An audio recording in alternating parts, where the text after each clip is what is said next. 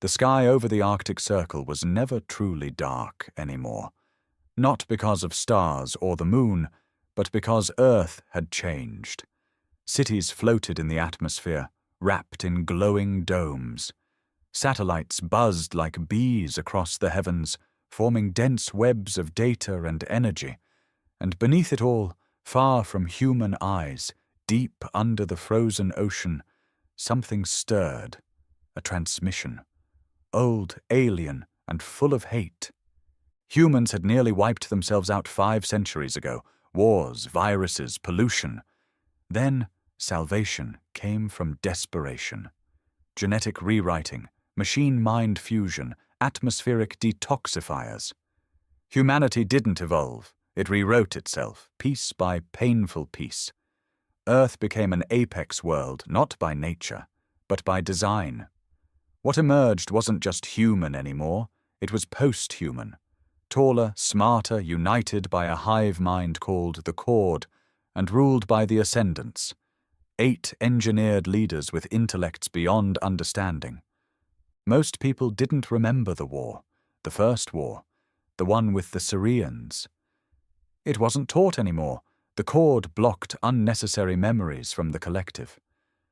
But a few old minds, unlinked from the hive mind, remembered. And one of them, Commander Lenar Karl, had been watching the deep space scanners obsessively for decades, waiting for the enemy he knew would one day return. They came in silence. One moment the stars blinked normally. The next, one vanished. Then another. A pattern. A fleet. Karl stood alone on the watch spire, a relic of a time when humans still believed in reaction-based defense. His face, leathery with age, had more emotion than any of the serene, bioengineered youth who walked the floating cities. He wasn't connected to the Cord. He chose exile. He chose memory. And now he was the only one who recognized the shape of what was coming. "They're back," he whispered, eyes narrowing as the scanners confirmed his fear. 500,000 years later, and they still remember. In orbit above Earth, hidden inside a converted asteroid, the Syrian command ship thrummed with cold hate. Their species lived long, absurdly long.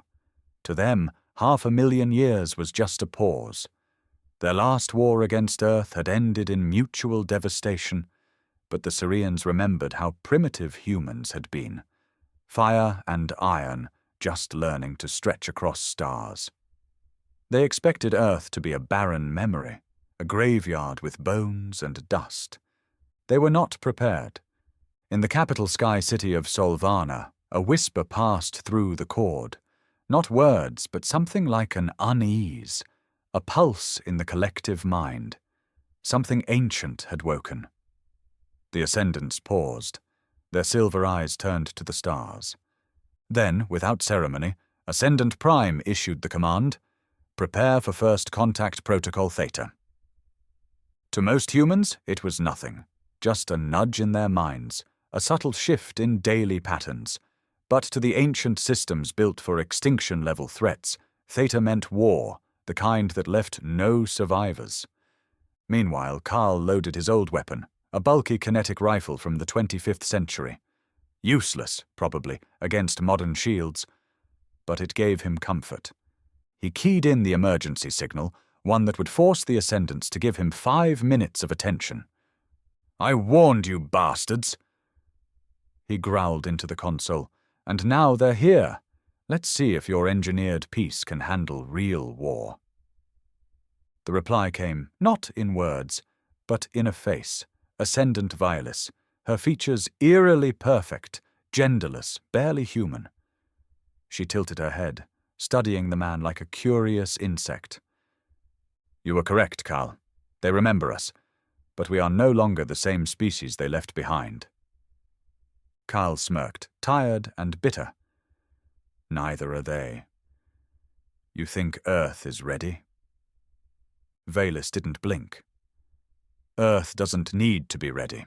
We engineered victory long before they returned." And above them all, far beyond Earth's moons, the Syrian fleet unfolded. Thousands of ships, weapons charged, claws out, roaring silently toward a planet they thought they could still conquer. They were wrong.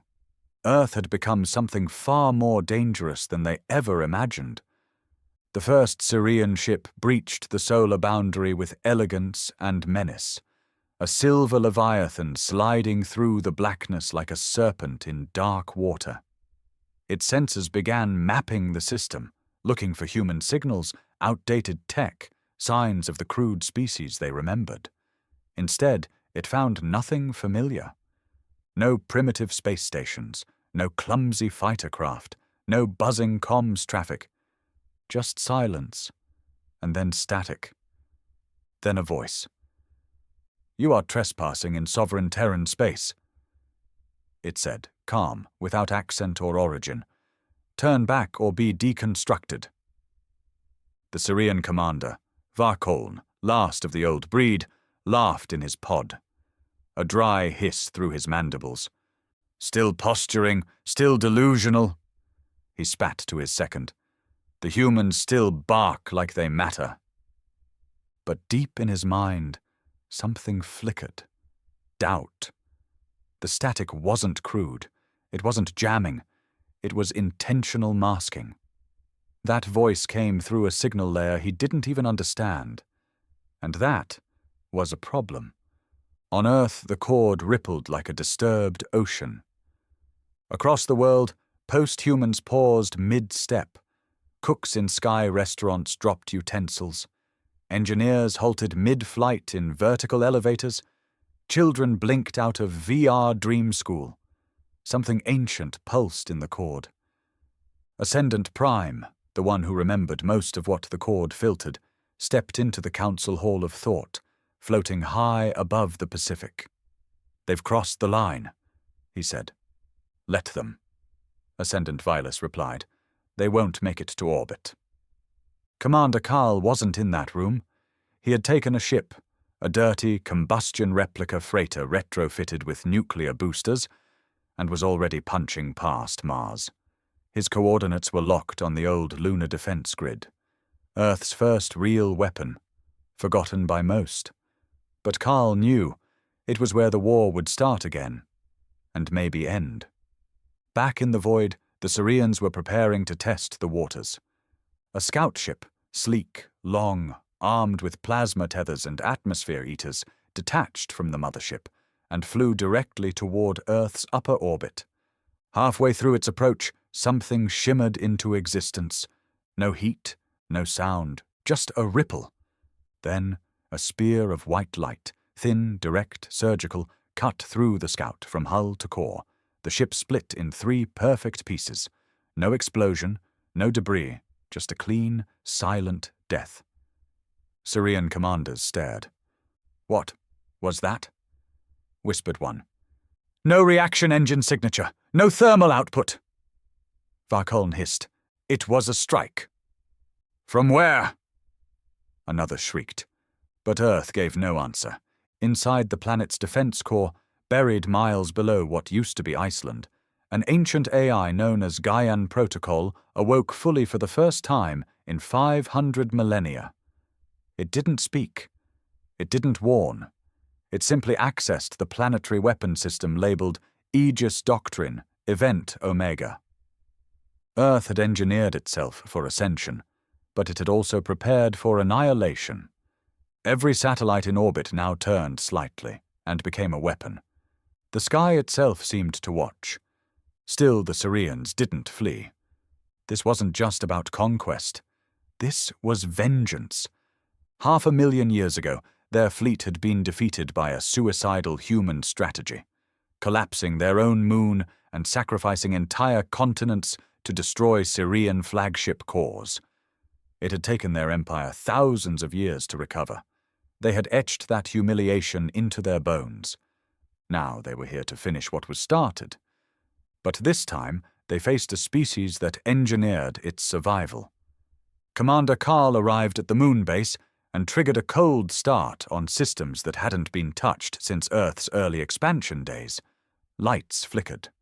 Weapons hummed. And beneath the surface, something old began to breathe. "This is Karl," he said into the relay. "Lunar grid's coming online. If they want a war, we'll give them a goddamn masterpiece." Back on Earth, Ascendant Prime finally looked worried. Not afraid. They had edited that emotion out generations ago. But uncertain. Vilas turned to him. "They won't stop at orbital testing. You know that." "Yes," Prime replied. "And you also know what that means." A pause. "Yes," he said again. "It's time." He reached into the cord, deeper than any human mind could comprehend, and gave a single, terrifying command. "Awaken the sleepers." All over Earth, hidden in deep vaults, post-human soldiers, dormant since the War of Unification, opened their eyes. They were not human anymore. They were designed monsters. And they were hungry. In the shadowed valleys of Antarctica, where even light bent strangely due to the planet's gravitational engineering, massive hatches slid open beneath ancient glaciers. What emerged wasn't like any army Earth had ever marched. These were the sleepers, biomechanical titans with skin like obsidian and veins pulsing with radiant energy. 12 feet tall, no mouths, no eyes, just sensors embedded deep into their consciousness, constantly feeding into the cord. They were designed long ago, during the Age of Collapse, when humanity realized it wasn't enough to simply survive extinction. It had to conquer the concept of defeat itself. And now, Earth whispered to them one phrase: defend origin. Thousands marched across oceans, ceilings of clouds, and the vacuum of space without need for ships. They were built to adapt, and adapt they did. Commander Karl, overlooking the moon's awakening artillery grid, watched one of the ancient weapons, a planetary coil cannon, rotate with a mechanical growl and lock on the incoming Syrian vessels. "Beautiful bastards actually remembered how to move," he muttered, half in awe, half in dread. His old bones ached under lunar gravity, but adrenaline had made him feel 30 years younger. He checked the status. 12 plasma spheres were charging, aimed and ready. He couldn't win the war from the moon. But he could buy time. Above Earth, the Syrians realized things weren't as they'd predicted. This wasn't the same enemy. These weren't humans stuck in meat and metal, hoping to hold off annihilation with courage and luck. No, these were engineered predators. Varkoln paced the bridge, mandibles twitching. "Send the main fleet," he barked. "Crack their upper atmosphere. Burn the clouds. Let their sky bleed." As the first wave of Syrian warships approached, the clouds above Earth parted like obedient slaves, not by nature, but by design. Climate control had long since been turned into planetary shielding. The sky itself bent into a shield lattice, invisible, fluctuating, alive. The Syrians struck anyway. Laser spires fired from orbit, designed to vaporize tectonic plates. But instead of explosions, their beams hit mirrors, vast lenses hidden in the upper stratosphere, rotating mid-battle, redirecting energy into space, or feeding it into power banks buried deep within the Earth's crust. They'd underestimated Earth's adaptability. Valis, connected to every mind on the planet, focused her gaze on the lead Syrian ship. "They don't understand," she said softly. "They think we evolved to survive, but we evolved to punish." And then Earth retaliated. The retaliation wasn't flashy. No gigantic death beams, no explosions filling space. Instead, the Earth whispered a code. It pulsed through gravity fields, it piggybacked on neutrino streams, and it infiltrated the Syrian fleet. They had come prepared for violence, not infection. One by one, ships began to seize up. Lights dimmed. Crew screamed in confusion. Their systems weren't failing. They were being rewritten. "You hacked us?" Varkoln roared as his main display turned to static. Not hacked, reprogrammed. The Earth had turned evolution itself into a virus. Back on the moon, Carl saw it on his readouts. By all that's holy, you turned them into data. His console showed Sirian ships twisting mid-flight, AI screaming, engines reversing polarity, weapons melting inward. They won't stop, Carl whispered. Even if they lose, they'll die trying to kill us. And he was right. The remaining Sirian fleet deployed their final strategy. A sun dragger, a ship-sized engine that could destabilize a star with gravitational pressure. Their logic was simple. If Earth couldn't be defeated, it would be denied light. But they didn't know that Earth had prepared for that too. Valis looked at Ascendant Prime, her tone unreadable. Should we show them what Earth really is? Prime hesitated only a second, then nodded. Unshackle the core. Far below the mantle, past all the levels even Carl didn't know about, the planetary heart opened. Earth wasn't just engineered to protect life, it was prepared to sustain it without a sun. It was a sun. Artificially generated core fusion, self-regulating biospheres, terraforming satellites that could mimic solar radiation. In other words, Earth didn't need the solar system anymore. It had outgrown it. And now, the Sirians, once gods to early man, were facing a god of their own creation. One that remembered, one that evolved, one that was angry. The Sirians didn't retreat. That wasn't in their design. Their DNA was coded with generational wrath, their minds sculpted by revenge. They had watched humanity burn themselves out once, nearly choking on their own atmosphere, collapsing their civilizations under greed and tribal division. What they couldn't comprehend was that in those ruins, humans found something even more dangerous than intelligence. Purpose! Varkon screamed into the command nexus as another of his carriers spun out of control, its own engines sabotaged by Earth's whisper virus. Their elite shock troops had been launched. 700 genetically perfect Sirian war beasts with exo-armor that could turn cities into rubble within hours. But when they landed on Earth's surface, they didn't find civilians. They found the sleepers waiting. The clash was short and ugly. The first Sirian dropped into a forest in what used to be northern Canada. Trees collapsed under the weight of its landing. It snarled and fired a seismic charge at the black, armored figure standing among the frost-bitten pines. The sleeper absorbed it. Not dodged, not blocked. Absorbed? And then it ran, faster than any Sirian had ever seen. It struck like a falling mountain, kinetic power converted into bone-breaking force. The warbeast screamed once before its armor cracked and its skull flattened into the soil. The others fared no better. They were designed for biological dominance, for planetary cleansing. But they weren't prepared for an opponent that had been programmed to counter evolution itself. Above, Carl watched the feed from his lunar terminal. He saw 20 Sirians engage 6 sleepers in what used to be Australia. They never touched them. Not once. Every strike was anticipated. Every attack met with perfect retaliation. They're reading muscle twitches, he whispered. Predictive combat modeling. Christ, but Earth wasn't just defending itself. It was beginning to hunt. Sirian ships still capable of flight began to detect anomalies in local space. Tiny flickers, pin-sized distortions in space-time near their hulls. Wormhole formations? One tech shrieked. They're too small? She didn't finish, because the first ship imploded, from the inside. Something inside their reactor had been placed there. Something Earth-born. A quantum filament, thinner than a strand of DNA, transmitted across folded space.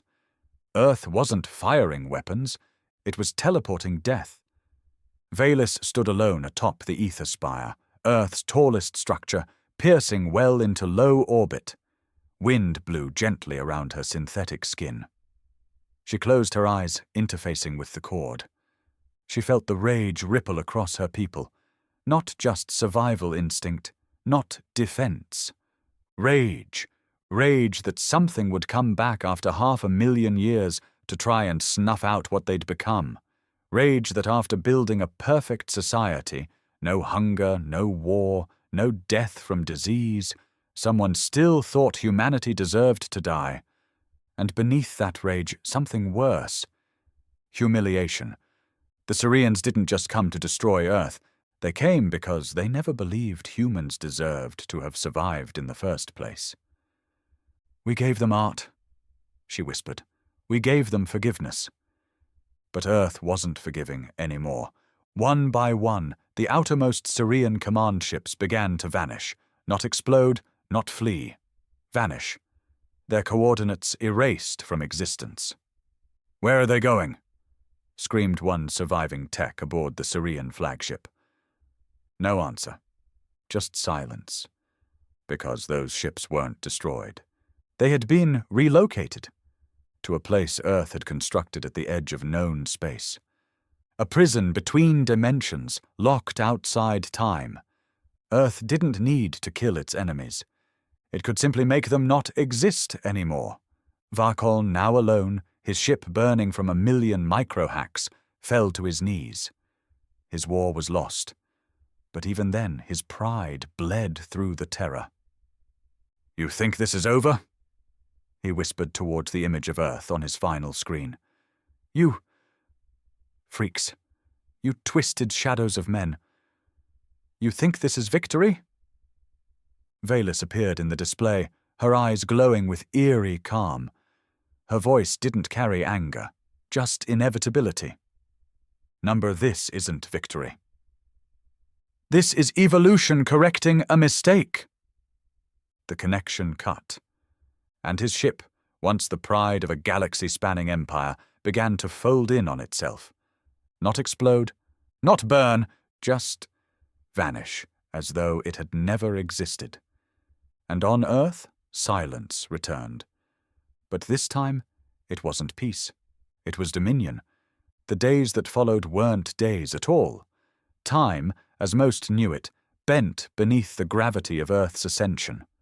From orbit to crust, from floating cities to buried memory vaults, humanity stood still, not in fear or exhaustion, but in realization. They were now alone. Not in a tragic way. Not abandoned, but unopposed. The Syrians had been the final test, the last echo of a universe that once threatened to erase Earth. Now that echo had been silenced, and for the first time in 500,000 years, Earth had no enemies. But Karl didn't feel triumphant. He sat in the lunar outpost, overlooking the blue-green curve of his home planet through a cracked viewport, sipping synthetic coffee that tasted like memory and regret. He hadn't slept. Not really. Too much had changed. Again. Back in his youth, Earth was a mess. Polluted skies, corporate wars, famine wrapped in politics. He remembered when cities burned and oceans begged for breath. And now Earth breathed effortlessly. The planet healed faster than he could understand. But somewhere in that healing, he felt a kind of death. "You're not celebrating," came a voice behind him. Karl turned. Ascendant Valus stood there, not material, but in holographic presence. Still too perfect. Still too calm. "I don't celebrate erasure," Karl said bitterly. "I remember when we used to call that genocide." "They were not erased. They were removed," she said, stepping closer. "There's a difference." He scoffed. "Is that what the Cord tells you? Or is that just the official euphemism?" Valus tilted her head, watching him. "You still carry the old wounds. Somebody has to." Outside, Earth pulsed with soft light. The Cord linked every living human except Karl and a few other anomalies like him. Unlinked minds. Not dangerous, not criminal. Just outdated. Relics. "We were meant to survive," she said, more to herself now. "But survival is only step one." "Yeah." Karl stood. So what's step 2, Violis? She turned, eyes now glowing softly with data streams. Ascend. To what? Carl asked. You think wiping out a species, warping space, building a goddamn artificial sun means we're gods now? No, she said. It means we've earned the right to leave. That word hit hard. Leave. Violis continued. This planet was our cradle, our nursery, our proving ground. But it's time, Carl. Earth is ready to birth something greater. And then he saw it, flickering in the sky behind her. A ring, huge, glowing, spinning just beyond the moon's orbit. What the hell is that? He muttered. Veilis smiled faintly. A bridge, to the next layer. The Cord had been building it in secret, for centuries, a gate that led beyond known space, not to another star, not to another galaxy, but to another reality. A multiversal gate, she explained. The war was never about the Syrians. It was the final protocol before activation. If we couldn't defend Earth, we had no right to go beyond it. Carl felt cold all of a sudden. So, what? You're just going to leave Earth. All of you. Not leave. Evolve. This world is perfect now, a sanctuary. It will be guarded, monitored, protected. But we cannot grow here anymore. He shook his head slowly. You want to become something else, not human. Violis nodded. We haven't been human for a very long time. For a long moment, neither spoke. The stars burned quietly behind them. And then Carl asked the question that had haunted him for decades. What happens if you meet someone stronger than the Syrians out there? Violis's smile faded. We don't plan to meet them, she said. We plan to become them. Then she vanished. Carl looked up once more at Earth, quiet, beautiful, alone again. And somewhere deep inside, a thought whispered, we survived the universe. But will the universe survive us? For the first time in remembered history, Earth stood utterly still. The Cord quieted. The sleepers returned to their stasis crypts beneath the continents. Skyships hovered idle above cloud cities. There were no threats, no alarms, just silence, thick and almost suffocating in its unnatural calm. And across the world, whispers began to spread. Not through mouths, through thought. What comes after victory? The Cord, once a living storm of human will and data, now seemed unsure. The collective mind had been shaped to defend, to grow, to adapt, always under pressure, always against resistance. But now, that resistance was gone, and with it, the pressure that once held meaning together. In an orbital nursery above Asia, a child named Ilan, no more than 6 but born fully cord-linked, asked a strange question to her mother. What if we become the next Syrians? The mother paused, then gave no answer, because none had been programmed for that. On the edge of the new event ring, the multiversal gate, the Ascendants gathered. 8 beings, once human, now more idea than flesh. Their forms shimmered under the strange light of the portal, a thing not made of matter, but of intention folded into code, physics, and force. Veilis was the first to step forward. The gate is stable, she announced. Probability reads 98% survivability upon shift. Ascendant Prime frowned.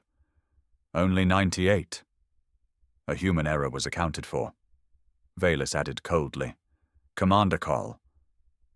Even now, they feared him, or at least accounted for him. The Council debated for hours in their accelerated layer, what would be decades to the unlinked. But within seconds, they reached consensus. Ascension would begin. Earth, now declared a sanctuary world, would remain protected, locked under a planetary shield code. All post-humans willing to evolve into layer walkers, those who would pass through the multiversal threshold, would migrate. All others would be left behind. Carl watched it all unfold from a rusted-out observatory in Patagonia, long since disconnected from the cord's neural relays. He sat beside an ancient solar radio, sipping from a dented flask and feeding a one-eyed dog named Besser. When the skies rippled with golden light, when the gate began to hum with impossible resonance, when the first 1,000 ships slipped into that new fold of unreality, he didn't watch, he listened, to birds, to wind, to the quiet breath of a world no longer at war. They're really going through with it, he muttered to the dog, running off into the great beyond. Besser grunted and rested her head on his knee. Carl had been offered a place on one of the Ascension vessels. A personal invitation, even. Vilas herself had spoken to him, promised him a mind like lightning, a body that never aged, a voice that could reshape molecules. He turned her down. Not because he hated them, because he didn't trust them, and because someone had to stay, someone human, truly human, not designed, not sculpted, just real.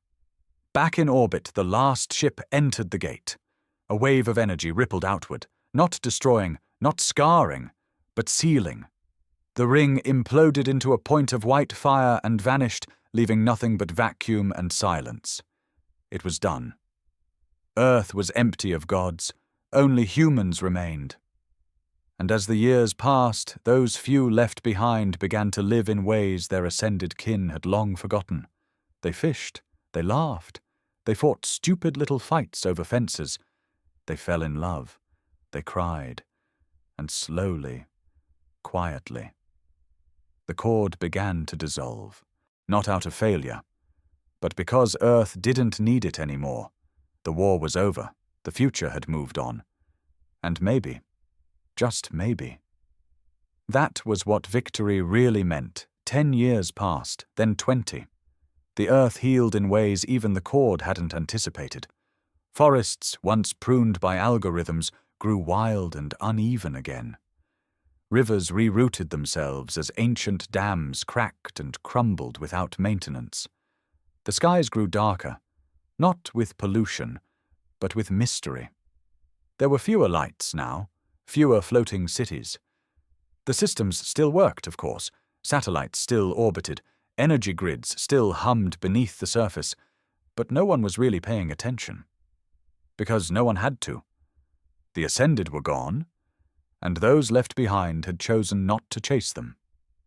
Commander Carl, older, greyer, body stitched with old battle scars and regrown bones, walked the salt plains of what used to be Nevada with Besser still limping loyally beside him.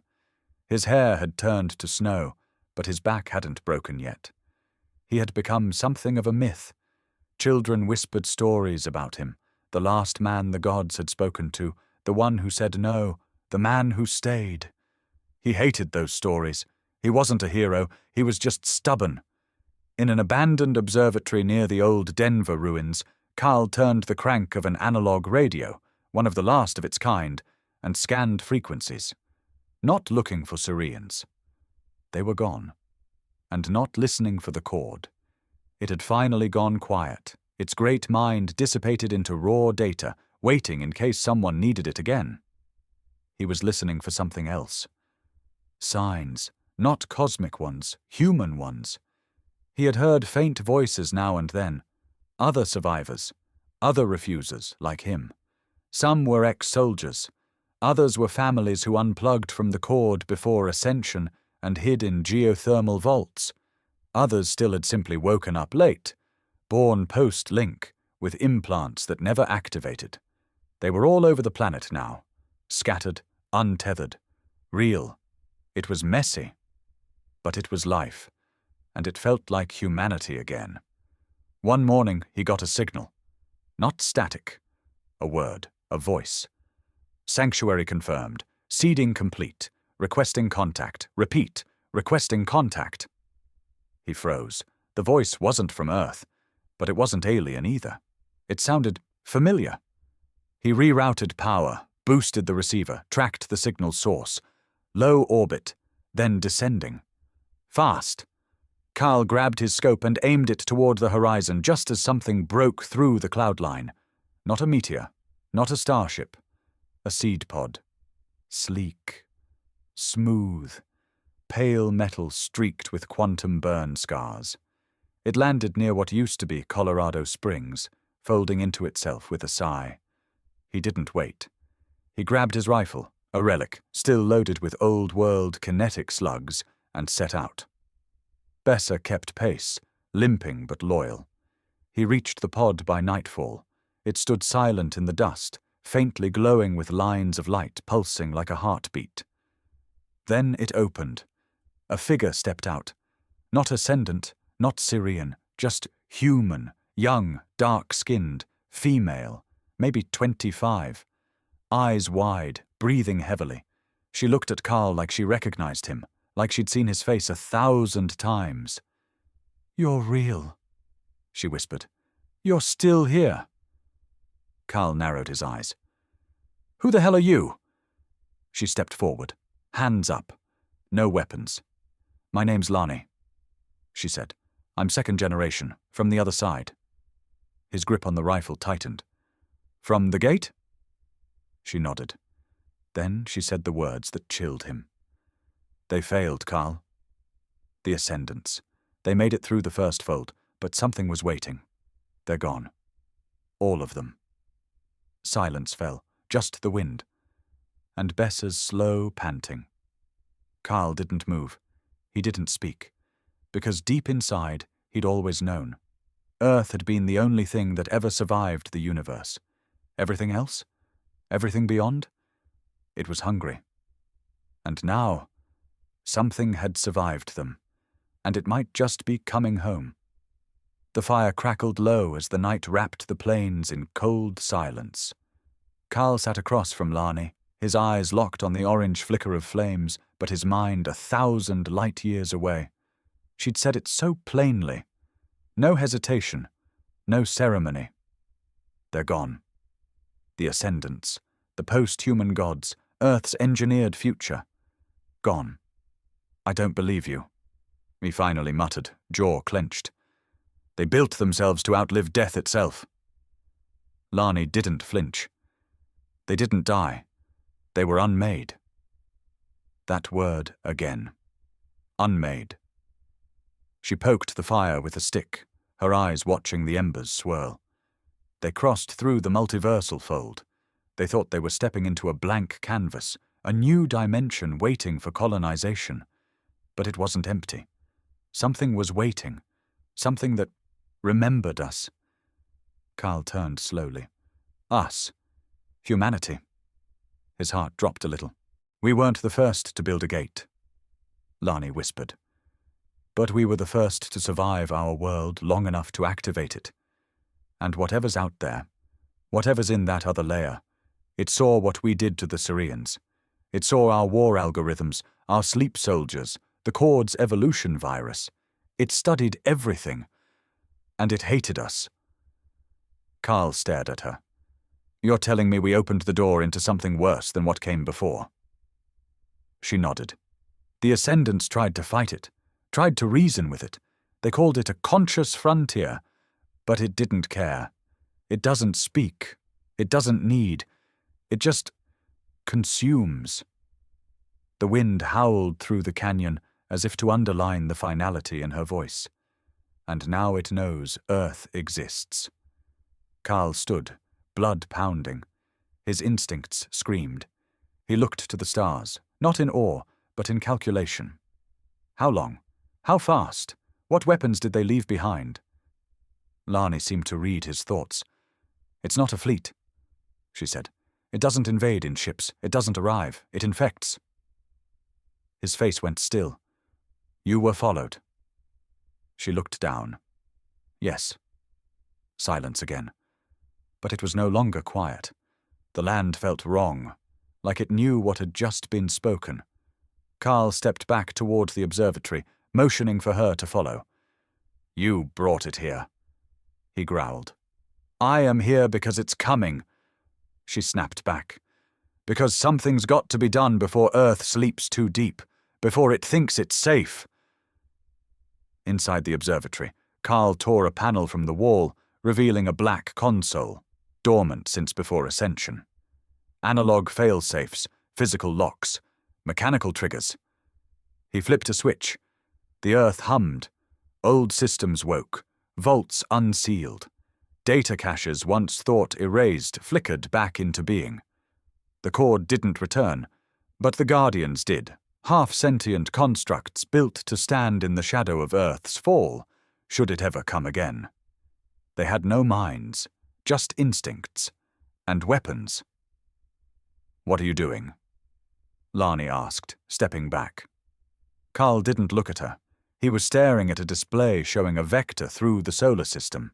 Not Syrian, not Earthborn. Something else. A spiral of energy that bent the laws around it. "It's not just coming," he said, voice low. "It's already started." All over Earth people felt it. Not in their minds. The cord was gone. In their bones. Animals cried in places that had never heard bird song in years. Clouds thickened, though there were no storms. The sea grew still, holding its breath. And in the sky, stars began to vanish. One by one. Lani reached into her pocket and pulled out a data shard, the only thing she smuggled out from the other side before the breach collapsed. She handed it to Carl. He plugged it in. The screen displayed only one phrase, scrawled not in code, but in ancient Terran text. "You engineered your ascent. We remember your fall." Carl's eyes narrowed. He turned to her. "You said they're gone, all of them. But you made it back." "I didn't come back alone," she said softly. Behind her, the fire crackled louder than before. It wasn't wood burning, it was space. Ripping. Besa growled low, hair standing. Carl picked up his rifle. Outside, reality began to bend. The stars trembled. And for the second time in recorded history, Earth prepared for war. But this time, it wasn't fighting for dominance, it was fighting for existence.